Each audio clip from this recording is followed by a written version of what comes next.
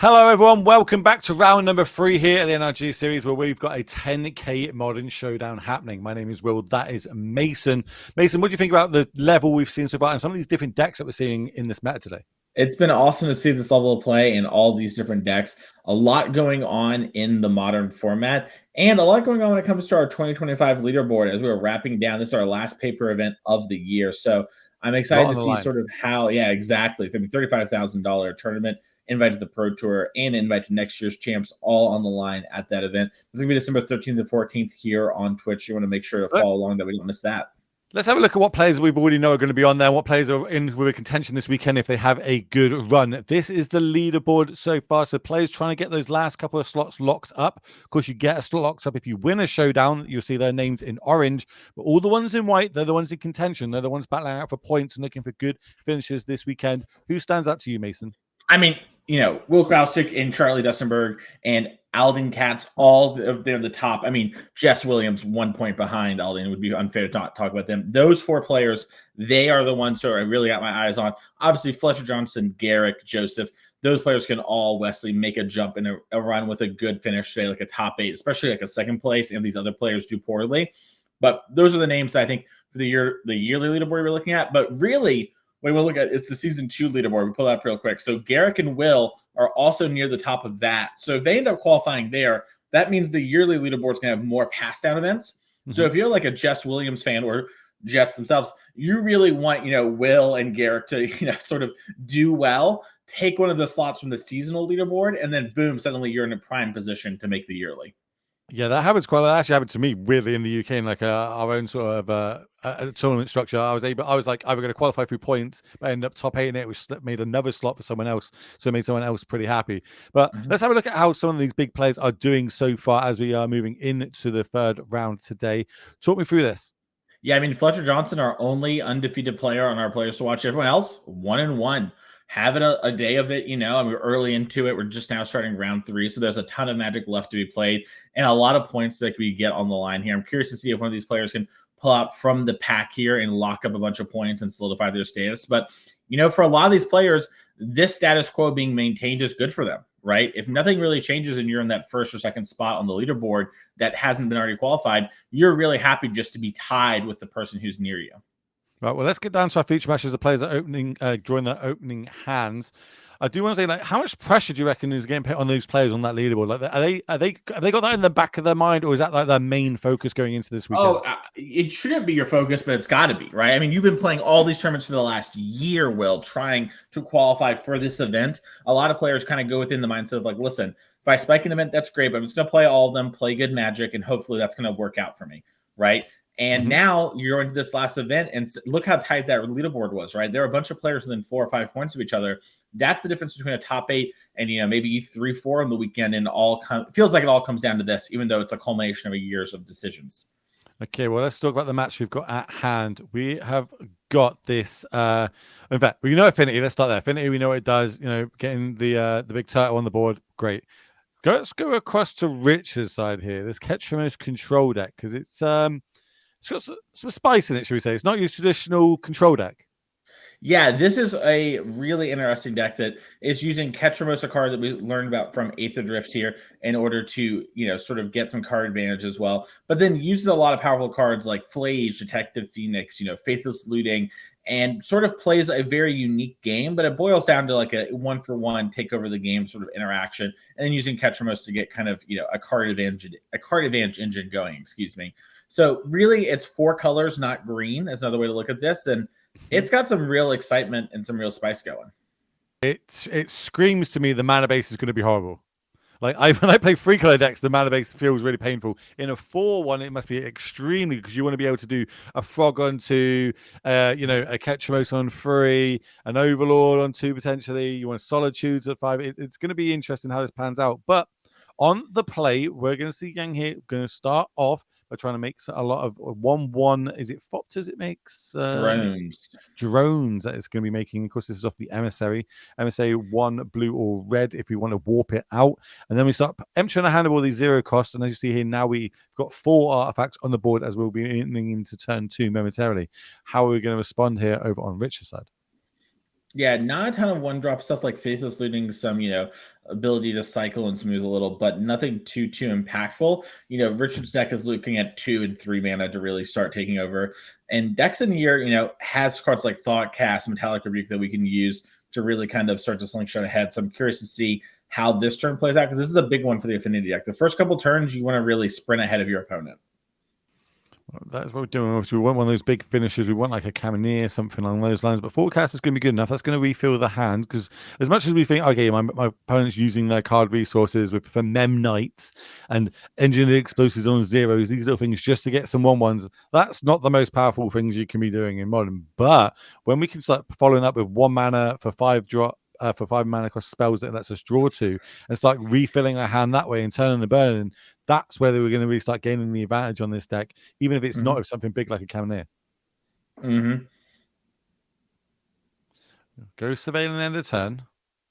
I said we don't really start rocking and rolling. We do have sweepers in this deck. There's 4 copies of Supreme Verdict. There's Faithful Mendings in the deck. There's Overlords of the Belmark.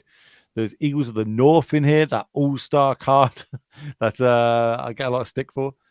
I think this card's great. Always have, always will. We'll always hard cast it every time, 100% of the time. Don't quote me on it.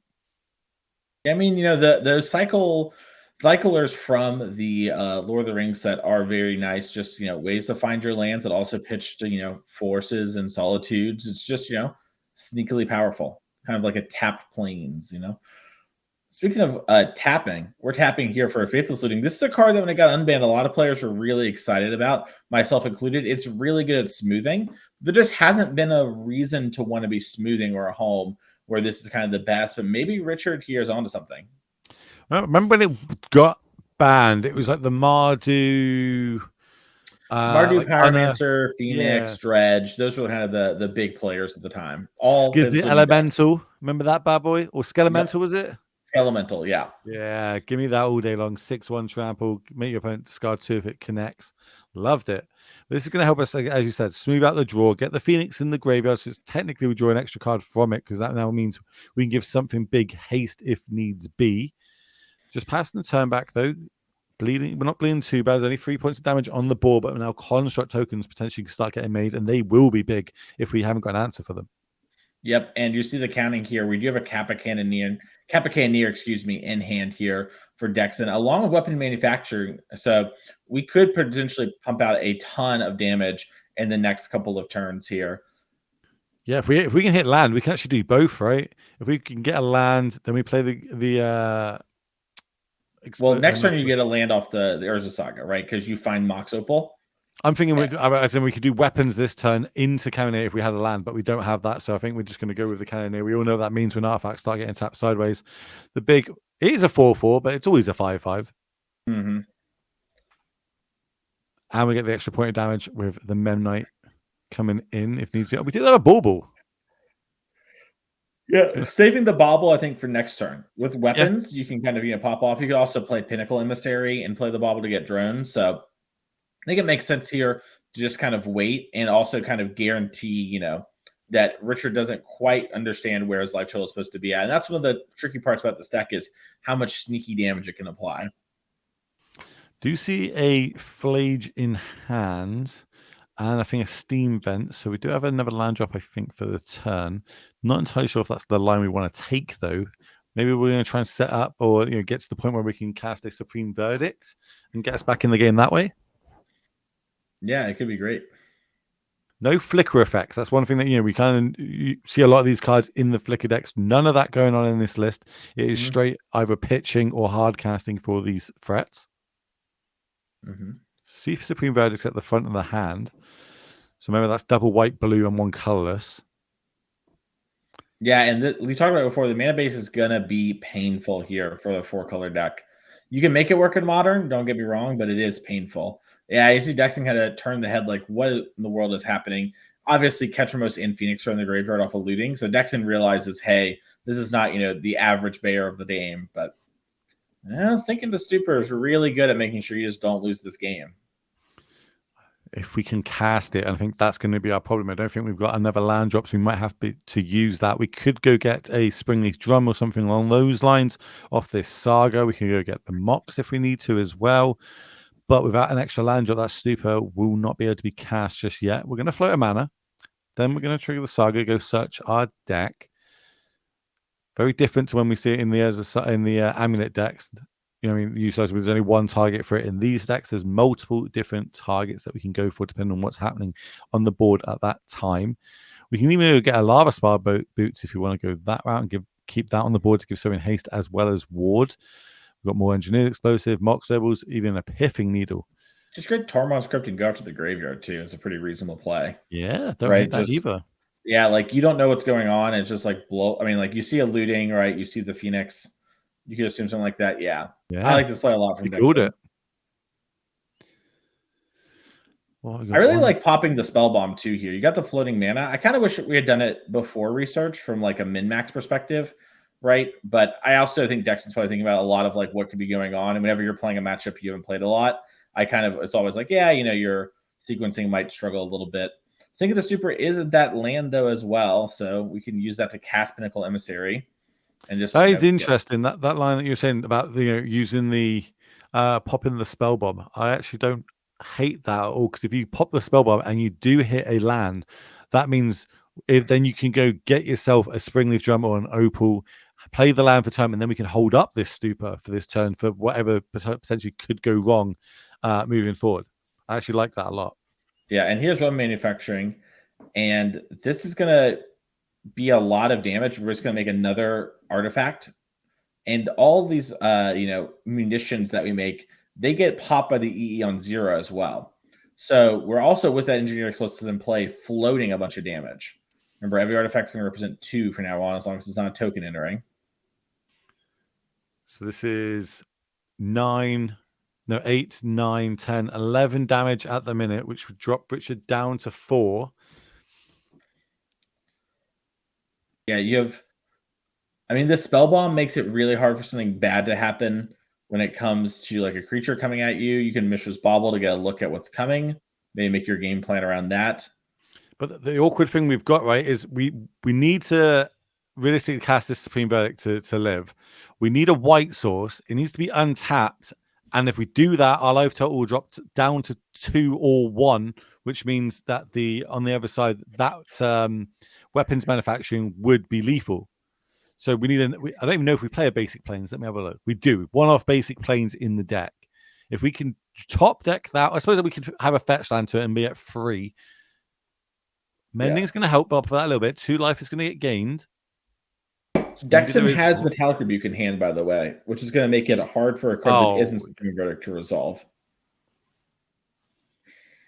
I don't think there's another card that gets us out of it if it's not Verdict, to be fair. Yeah, I don't know either.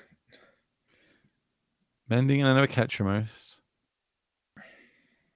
Drew, it was a fetch land. Yeah, and this is how you know Dexon feels good about it. We missed the Bauble trigger, but it just don't matter. Looks like Dexon actually.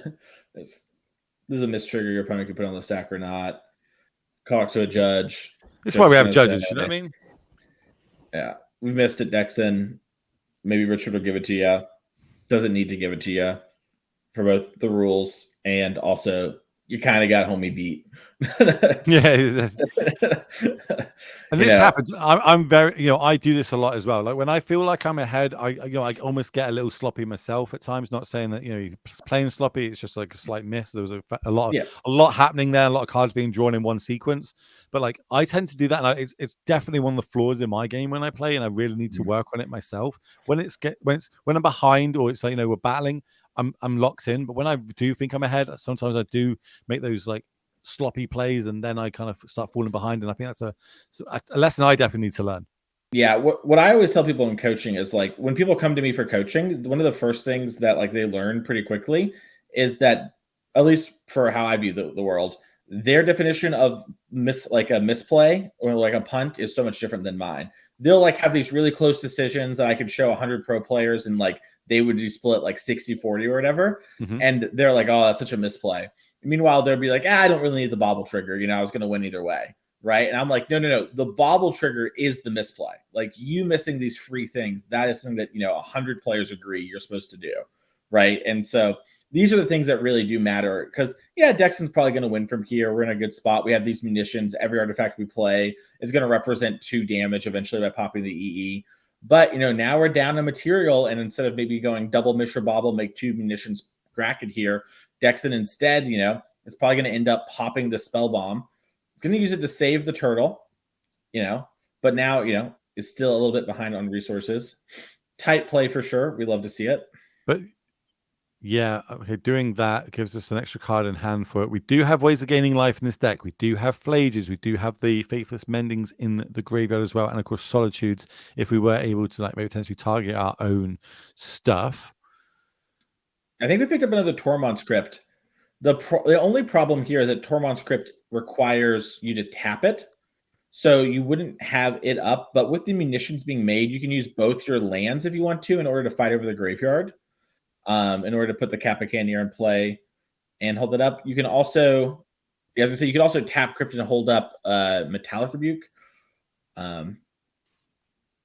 Yeah, I actually like tapping the Crypt so then you get the Rebuke, right? Because you're going to gain the extra artifact here. Now the kind of because we can use the turtle as the blue that we need, right? No, that's not how it works. No, no, it's Affinity. Yeah, so it's not tapped out of it. Interesting. Yeah. Now you do have this Tormund script against a deck that has a bunch of graveyard cards in play.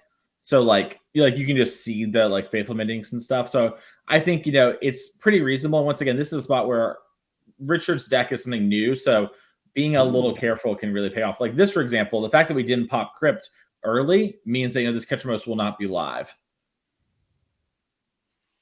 It is funny that the way Ketramos is worded, you'd only take 1 damage here if you pop the Crypt, I believe.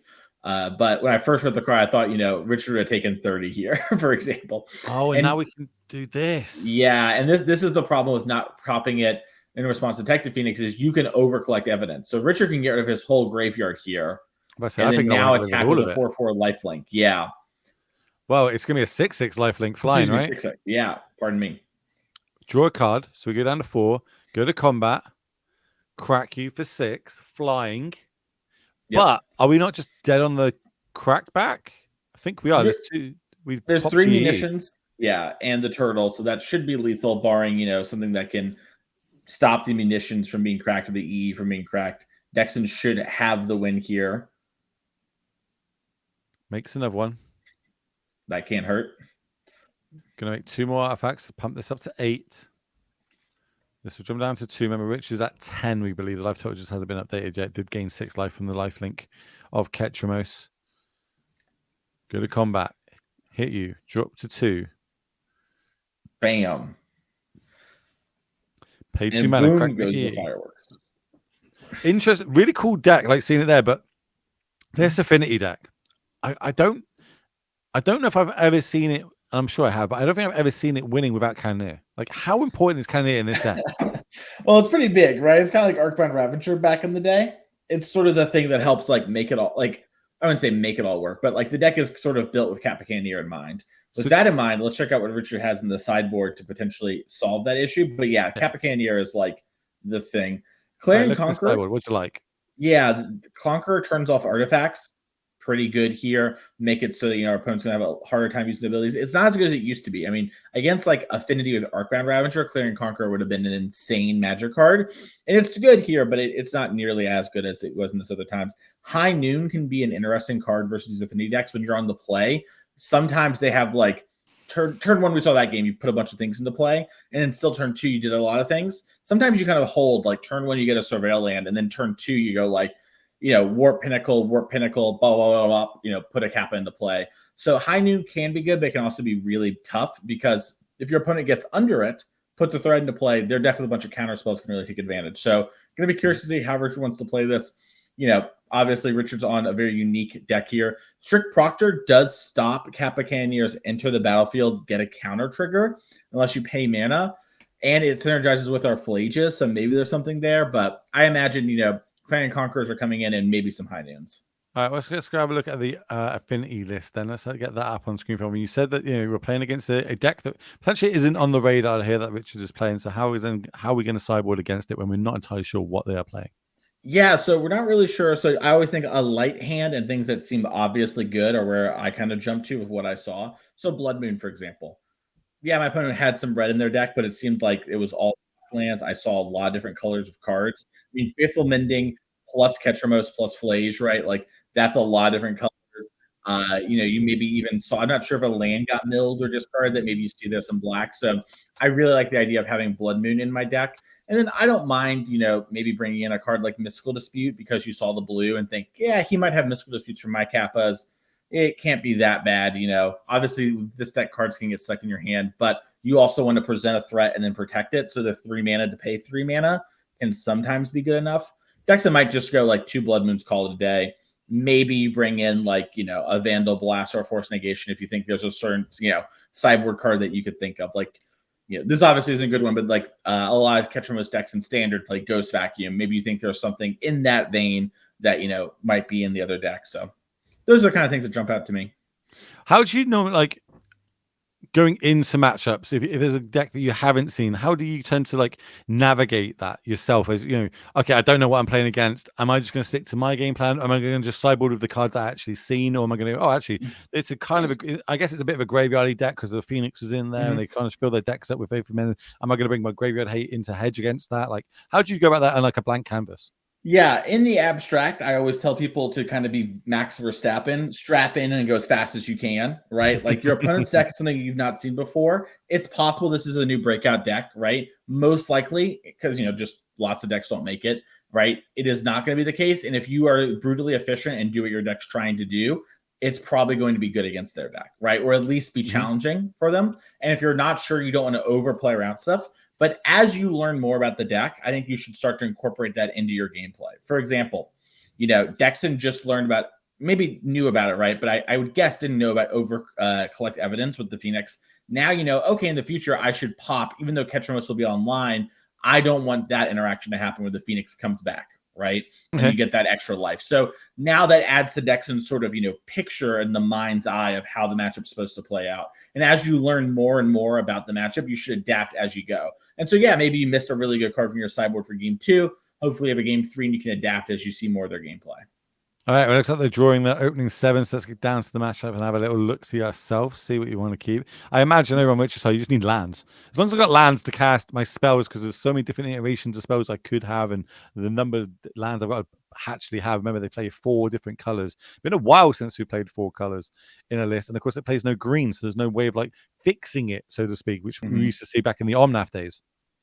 Yeah, and that would also mean, speaking of fixing an Omnath, it also just provides you a lot of life, which is something that really, really mattered.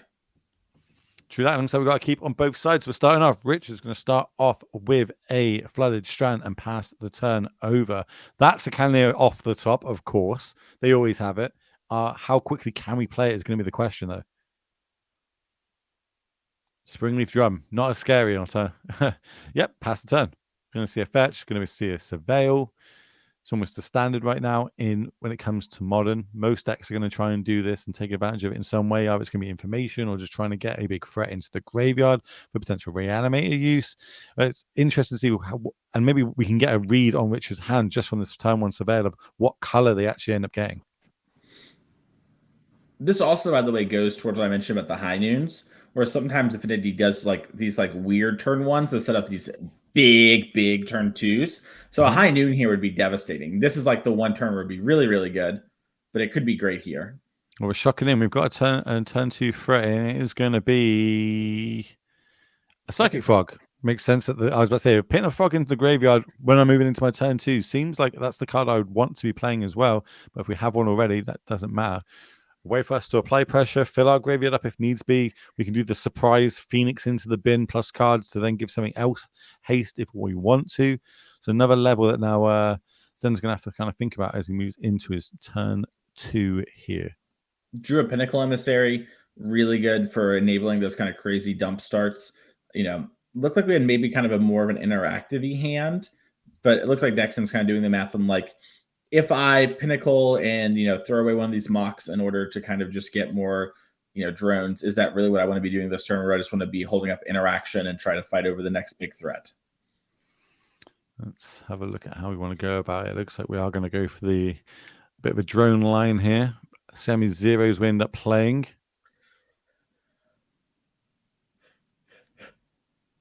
What do you think of the warp mechanic? in general. Kind of cool. I like it as well. I think it's a cool little. It's powerful, and it's got the little bit of the later the game goes as well. So you get like 2 instances of the same cards. This emissary, of course, on the face of it costs 3, but for its warp, it's only 1, and that's why we're able to power things like this, getting at the 0 mana tokens of these drones coming out, which means Do you think Blood Moon would be good here, Will? I think I would be slamming a Blood Moon if I had it. Is Well, that what we just drew? looking at it. Oh yeah, that's the gold card in hand is Blood Moon. That's actually the ones I use. The foiling on them is actually really nice as well. Like it's not like you should any other sort of foiling I've seen in Magic. I don't know what they use for it, but like these are the ones I use, and yeah, I'd be slamming it, especially when I've got the double mocks in hand and the Springleaf Drum. Yeah, it looks like Capacanneer is maybe the Siren's Call moment. I'm trying to think what I'm looking at what answers we would have for that. There's 4 Witch Enchanters in the main, and then those are tough on the Blood Moon. Very tough, especially when you only got 1 basic in the whole deck. Yeah, and Dexon has to know there's not a lot of basics. I mean, even a lot for that deck would be 2, which would just be, But then, are we going to be scared of just the Psychic Frog line? I'm going to dump my whole hand into the Psychic Frog and win the game in 3 turns. Maybe. I mean, that is, I think, the worry. But Capacanneer is really good at beating that kind of thing.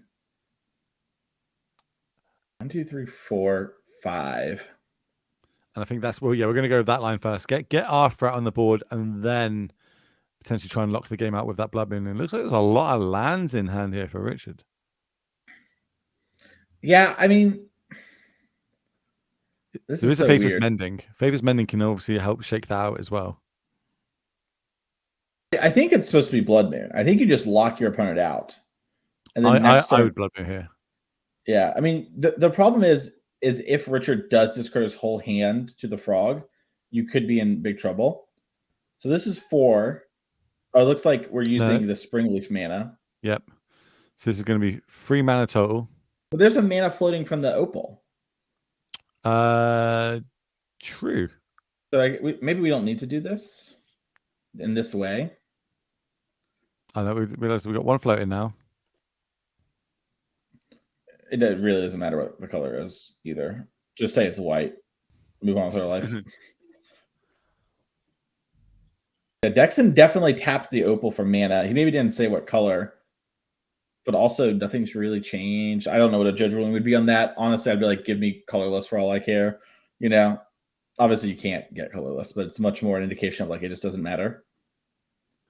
Yeah, so they're going to rewind it a little bit. Okay, here, this is when float this, make whatever color, play this one, get this.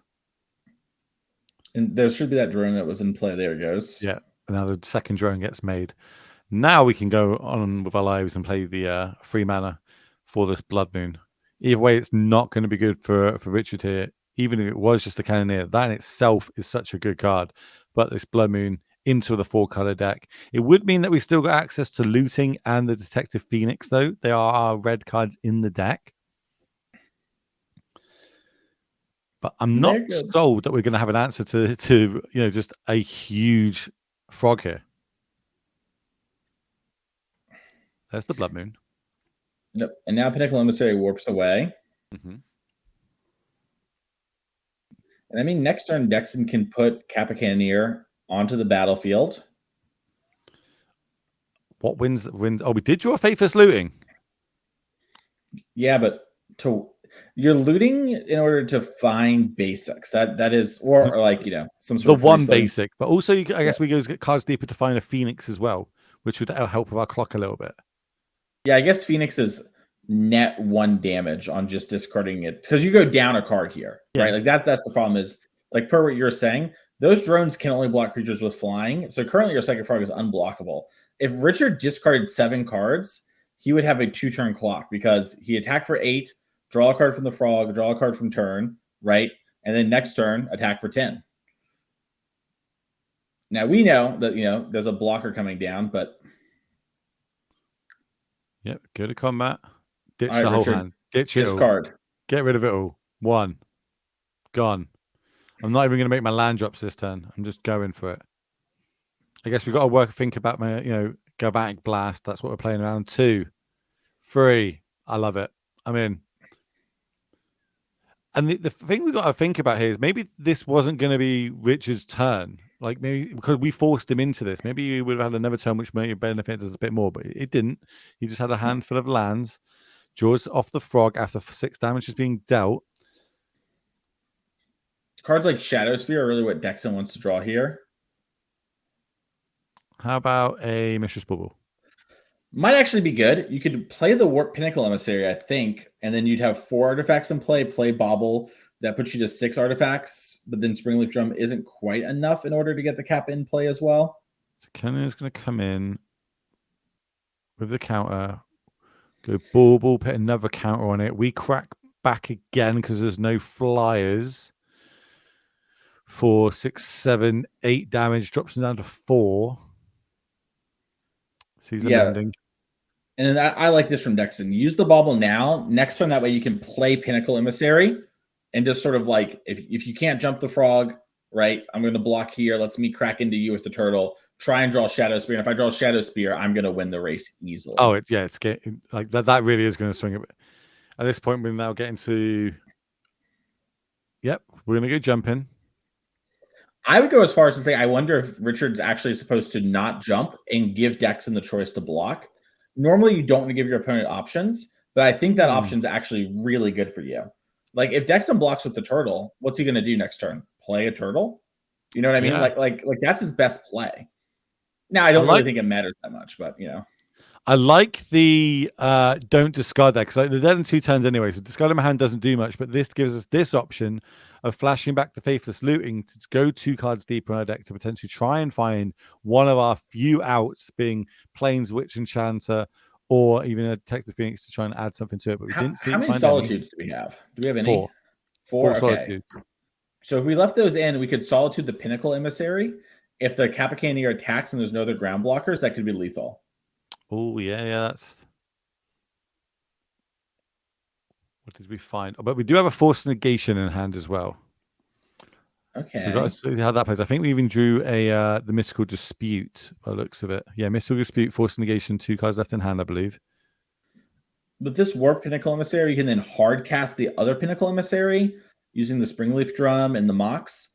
Get, a ground blocker and a air blocker. And then your turtle grows. 2, 3, yep. I mean, I don't hate just attacking and being like, hey, you're dead on the next turn. You definitely attack with at least 1 drone, probably both drones. I probably attack actually only with 1 player on, you want to play around Solitude. But you're getting in for at least 1 this turn, most likely 9, 10.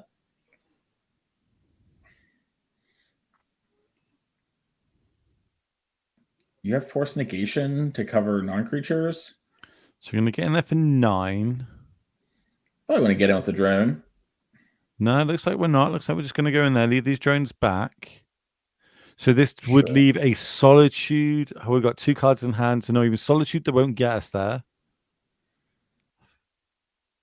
This is going to go out on a warp. I don't know what we need to hit, but Supreme Verdict, isn't it?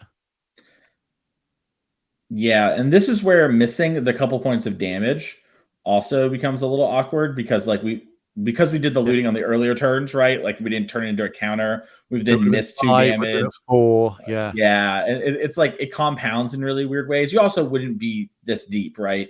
But there's a lot of weirdness, and sometimes you just have to have things break a certain way. It does look like Richard's trying to find Solitude. Found lands, none of the basic variety. Are we going to be forced to be on, I say blocking duty? Is it tap our deck hope, but then they just play the artifact that's on warp, which then gives the can it unblockable anyway? Yeah. You just have to attack. I actually think so. Are we looking for Solitude plus white cards to target our own frog? But you can't. The problem is, this is the issue, is by making the flashback looting line, you can't Solitude your own frog, right? Because you just don't have enough cards in hand either way. Like there's just nothing. Richard had reached a point where he didn't have enough material And this is also where like going in on the frog is awkward in a looting deck, right? You have less options and less like cards, but you're pushing damage. It was a really tricky position, and this is why like slamming the Blood Moon is high risk, potentially really high reward. You limit so many things, and your Kappa Cannoneer races so Yeah. effectively. So really well played to both players there, but unfortunately, such is life there. I do think we have a backup feature match we're going to try and We get do. an eyeball on right now. Let's get into it. Let's talk about some more Magic. We got another fun one as well. A deck that I haven't seen in a while. It says to me Reanimator. Don't let that fool you. I think I would call this Smallpox with a Reanimator package. Most people would just say it's Reanimator, but there are some 4 copies of Smallpox in this list. Dreams of the Steel of Oil and Liliana of the Veil, to name a few cards. Quantum Riddler's sneaking in there as well, along with Emperor Bones and Archon of Cruelties and Trolls of Kazakh Dune. So very spicy list we're going to see here, going up against the name trusted, probably the most tier 1 deck in Modern at the minute, Amulet Titan. Yeah, I thought when you does said have something the ice till in it that you spoke about as well. Yeah, I still is really good at opening up some new lines and also just really playing a grindy game more, right? Like you can replay your Urza Sagas multiple times, get back your T West multiple times. Philip really tanking here on turn 1. I wonder what is in hand that would lead us to like be thinking. I imagine it's like either a 1-drop versus a discard spell. Maybe it's which discard spell you want to play. But Smith here with a really fast draw. I mean, Saga into Amulet is just representing double Amulet on 3. And we've seen how powerful that can be so many times. So turn 1 plays could be Thoughtseize, could be Dreams of Steel and Oil, Fatal Push, Cling to Dust, or the Troll of Kazakh Dunes land cycle. We're going to Thoughtseize ourselves to pit the Archon of Cruelty into the graveyard. We see the persistent hand. Everyone's up on the table. Like, look, this is my game plan. Your Amulet, you got your play. This is mine. Let's see how this pans out. Can you beat an Archon of Cruelty reanimated back on turn 2? And normally, I'd imagine the answer is yes. Yeah, normally you can. I don't know how many cards, like if Pierre's on a mulligan, doesn't look like maybe a mulligan to 6 here, but not enough that the Archon is probably going to like for sure knock us out. This is also a moment play draw really matters. If Philip had just gone turn 1, like discard this, put the Archon to play, it might have been enough in combination with like drawing another Thoughtseize, right? To like rip apart Smith's hand. Smith, someone we see play a lot of Titan. I think we've got an Bowgrazer in hand as well, but we decided against it. There's definitely a Titan floating around in there. So we know the hand. One unknown with that draw step. Having a little think, is that the best thing to do? Remember, there are Smallpoxes in this deck. There's a lot of Thoughtseizes as well. We know about the Emperor Bones, but we're going to go with this Persist. Archon's going to come back. It's going to have a -1/-1 counter on it, so it's only going to be a 5/5 flyer. But the ETB, I gain free life, you lose free life. I draw a card, you discard a card, you sacrifice a creature or planeswalker. There it is on the screen for you all at home. All right, you're dead if I put the Titan into play. Yeah, and Smith's moving so quick. It's always any combo player, any time when they move this quick, it's so scary. It's like, okay, you didn't do it. I know what you've done. Not even. Is there anything that we could be playing around? We saw the Flare of Malice yesterday. Is that potentially something that we've got to have in the back of our minds? Just not thinking about that card. No one's thinking about Flare Mouse. That's why it worked. Only you and I think about that because we were out here watching coverage. And also, even if you had it, what are you going to do? Play around the Archon that's like clocking you? Like your best bet is just to put it into play, because if you put it into play, the Archon has to go, right? So like, even if Flare was a card that Smith had maybe saw yesterday in our feature match area and from the other player and wanted to do it, it's just nothing here. And if it's a Solitude too, well, it just doesn't matter, right? Pierre can grab these cards and it's like, yeah, have a Solitude. Oh wait, that'd have to have been your draw step and the draw from the Archon for it to actually do something. All right, beat me, And that sort of mindset, I think, is a really good one to have here. So this is the go-to line, right? This is where we get the mirror pool with the Lotus, with triggers on the stack. We're going to copy the Titan again. Go search up another 2 lands. I say we got to go search first, right? Well, yeah, you're mirror pooling to make the copy before the stack from the Lotus Field goes in the stack, or resolves, excuse me, it's on the stack. This is all happening in response. Another Lotus. That's 6 mana. Echoing Deeps copies the mirror pool. Do it again. And each time we're generating more and more mana. I think there's a bunch of mana in the pool right now. This will be an extra 6, I believe. Yeah, so you're generating 7 mana from the 2 untaps with the Lotus Field and the 1 from the Mirror Pool, and then you use, I believe it's 4 in a colorless, so you go up 2 on each of these iterations. So Pierre is up 4 mana from when we started all this, which we used all of our mana to get the Titans into play.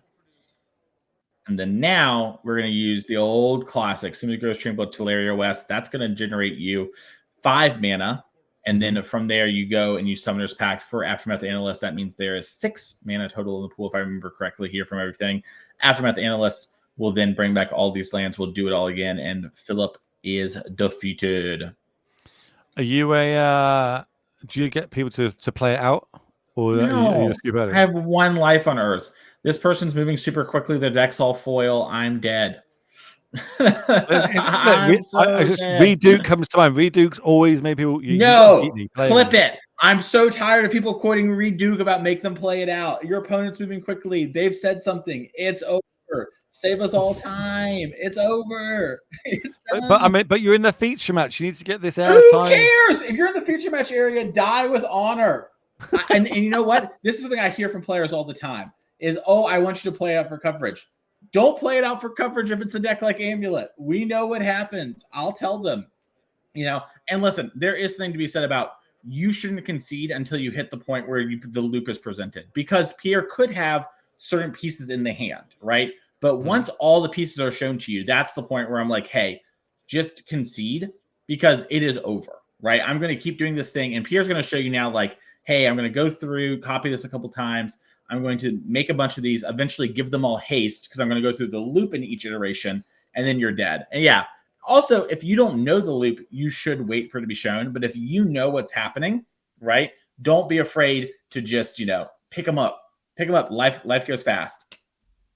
Okay, well, it looks like the game 2 of that actually went quite long, and one was able to take that one down. So we're going to go straight into game 3 here, which is going to be live for you at home. So let's get down to it when you're ready, production, because I want to see more of this deck. Let's see it. I never get sick of seeing smallpox, as we are going to enter it, as we said, live. So we're at least in turn 3 or 4 at this point. Emperor's come down, is going to exile a Titan out of the graveyard. If we get to untap a cast that herself, maybe that's going to be the big swing that we need to get extra lands into smallpoxes. Yeah, I mean, that could be huge. Only 2 cards in hand as well here for Smith. Maybe we had a bit of a hard mulligan. Or our hand's been completely torn to pieces with things like Smallpox, Fortseas, and Liliana the Veils. Yeah, I mean, it looks like we're pretty deep into this game. I mean, we can see the round timer behind Philip's head. There's 8 minutes left in this round, right? And we had a quick game 1, which means, game 2, like we knew, was a slugfest because we have it recorded. Don't have time to show you that and continue the day fully. But game 3 here is also, I mean, just look at all the cards in Pierre's graveyard. Like, there has to have been a lot of decisions made this game. I'm looking at the sideboards here and seeing some of the cards that could have come in. We've got Ashocks, we've got Dampening Spheres, Dolphy Voidwalkers. There's even a Fracture. Is that the one that destroys like Artifact Enchantment or Planeswalker? There's a Fragmatize. Illness in the ranks, by the way. Not this. This isn't the matchup for it, but I love that card's sneaking into some sideboards now. Spell Bombs. There's a bunch of cards that could have come in here that could have got us to this point that we're at now. And over on the other side, nothing too spicy, I don't think, that you wouldn't particularly see in any other Amulet sideboards. We do have some barrages, but that's not going to be the matchup for it. So yeah, interesting getting to here. And we got Smith really in the tank right now. Yeah, looks like Shifting Woodlands. But what we call back, 2 analysts in the graveyard. And I think there's an Ice-Till Explorer too. Ice-Till is interesting. Because then you get to play lands in the yard. I don't know how many lands we've played for the turn. I can tell you this, though. I might be no expert in this matchup. I'm an expert in watching people play Magic. Smith is frustrated. Yeah, not in a good place. I don't know if he's unsure what to do. Maybe he played poorly. Maybe he made a misplay. Maybe this deck has been a really headache. Maybe he's gotten cosmically unlucky. Looks like we did copy Ice-Till Explorer, or some savage cheats just happened. That's a joke, Twitch chat. It's an Ice-Till. Now we milled another Titan into our bin, but we can't copy it. So that's another target for this Emperor of Bones. Yeah, and the Emperor still exiles even after it gets the counters on it. It just can't easily put counters on itself again. And we picked up a Boseiju. Bounces the amulet. Untap. Have a look what we got. Only 2 cards in hand is here as well for Phil. But what's in that graveyard? Oh, yeah, look, I see lots of smallpoxes in that graveyard. Has the option to get an Archon. I don't know. Do you think that's right here with a Titan on the other side and the ship in Woodland? Well, yeah, the problem is the Titan in the yard, right? Like when you do this, you're leaving it there with the Woodlands. Now, if you think you have a lethal or that you can maybe interrupt the lands in some ways, then it's fine. One thing to note too is there's no untapped source currently. So it's not like Smith can do anything too wild. So if you think, oh, this is my best bet damage-wise, or you have a lot of good sideboard cards you're trying to draw to, right? Let's say, you have a surgical extraction. That would be really good right here. Sorry, it's lethal, right? If we get that. It's 6 with the ETB and the attack trigger, 5 on its body, plus the 4 from the Emperor Bones. Yeah, that is lethal. Let's have a little look what we're going to see. Yeah, we are going to exile this Archon. For combat, we're going to activate it. This is going to give it 2 +1/+1 counters, and the Archon comes into play for 30 counter and haste. Yeah, Smith is not happy about that in the slightest. I think, is there anything we could do in response to this? Why was there a dice on Wong's card? That's a good question. Because I believe the way the ability of adapt works, and it matters a lot on the wording here. If there's already a counter, you can't adapt. But I think it actually specifies +1/+1 counters. I was about to say it could have been persisted back, right? And that could be a -1/-1 counter on it. Yeah, and then things get weird, and this might be an oops on my part here, but 1/1 counters neg out +1/+1 counters, right? So, okay, and I was gonna say I don't know if they actually enter, but it looks like there's 2 counters on this, so that makes little to no sense. Yeah, so maybe there wasn't actually a dice on it. It was representing the amount of cards that are underneath. No, okay, it was by the looks of it. So -1 counter, the +1/+1 counter. This is a free, so it does work the way that you said. How does chat teach me some rules? If let's say Emperor Bones only gave 1 counter, would this Archon even come back? This is also why we normally use black dice in the feature match area. So does that also change the number on us? So the Archon has, I see. We started to put a dice on the Archon because we were used to persisting, but it doesn't actually persist with the bones.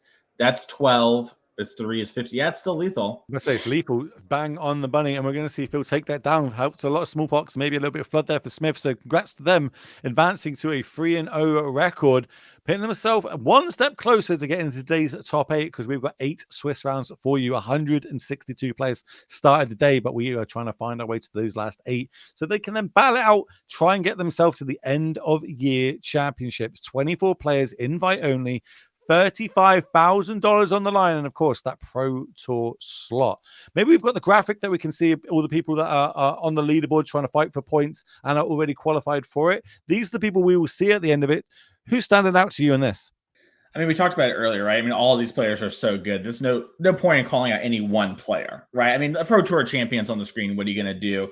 Let's quickly throw up our yearly leaderboard as we do need to set up for our next feature match area. So we're going to hop after this, but these are the players battling it out right now. If it is orange on the name, that means they're already qualified. The white names, top 3 here for the yearly leaderboard, are going to make it. So if we called it right now, Alden, Charlie, and Will would all make it to our champs, with Jess being 1 point on the outside looking in. But 8 rounds today and next weekend's online Edge Returnity Sealed event brought to you by Magic Online as well will play a factor into all this. So we'll have to see how it all shakes out over the next 2 weekends. But that's going to do it for this round. We're going to take a quick break and set up for round number 4. We'll see you all very soon.